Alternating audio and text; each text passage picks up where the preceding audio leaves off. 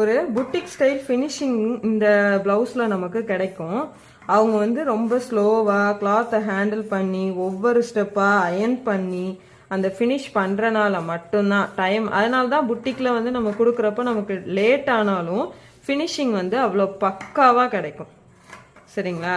அதுக்காண்டி தான் அந்த புட்டிக் ஸ்டைலுக்கும் நம்ம பண்ணுற ஸ்டைலுக்கும் வந்து வித்தியாசம் இருக்குது. ஸோ கட்டிங்க்கு வந்து டைம் ஸ்பெண்ட் பண்ணி அயன் பண்ணி நீட்டாக வந்து கட் பண்ணி பொறுமையாக அந்த ஃபினிஷிங் 1 by 1 எடுப்பாங்க. இப்போது நம்மளோட ஃப்ரண்ட் பீஸ் வந்து ரெடி ஆயிடுச்சு. இதையும் நம்ம ஓரம் எடுத்து வச்சிடலாம். அடுத்தது பேக் பீஸ்.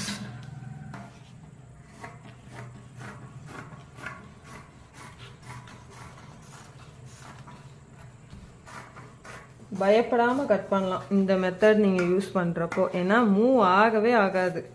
இருந்தாலும் ரொம்ப மூவ் பண்ணி கிளாத்தை வந்து இது பண்ணி அப்படிலாம் பண்ண வேண்டாம். ஸோ பார்த்து நம்ம எடுத்துக்கலாம்.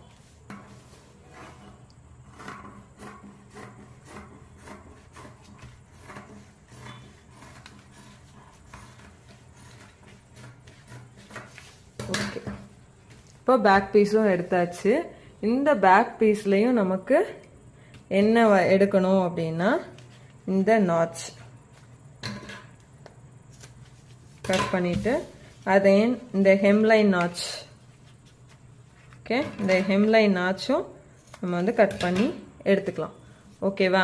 ஸோ நம்ம ஓவரால் வந்து போர்ஷன்ஸ் வந்து கட் பண்ணியாச்சு. இது எல்லாமே நம்ம ஓரம் எடுத்துட்டு இப்போ இந்த கிளாத்து இந்த பீஸ் இருக்குல்ல, இந்த பீஸை நம்ம இப்படி எடுத்து போட்டுக்கலாம்.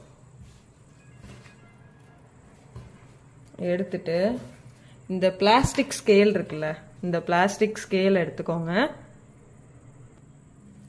இப்போ இந்த பிளாஸ்டிக் ஸ்கேலில் நம்ம என்ன பண்ணணும்னா இது வந்து நமக்கு 1 inch வரும். இந்த ஸ்கேல் கரெக்டாக பாருங்கள் 1 inch.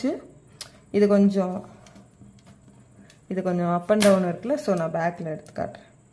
கரெக்டாக 1 inch வந்து ஸ்கேல் வந்து வரும். இதில் வந்து கொஞ்சம் அந்த மேடு ஒரு மாதிரி இருக்குல்ல, அதனால் நமக்கு ஒரு பாயிண்ட் வந்து எக்ஸஸாக இருக்குது. ஸோ இது கரெக்டாக 1 inch. இப்போது இந்த கிளாத்தை நம்ம நேராக போட்டு கட் பண்ணக்கூடாது. கிராஸ் பீஸ்க்கு நேராக போட்டால் இழுத்தன்மை கம்மியாக இருக்கும். இதே இங்கே பாருங்கள், இந்த மாதிரி இழுக்கிறப்போ எப்படி ஸ்ட்ரெச்சஸ் வந்து விழுதா.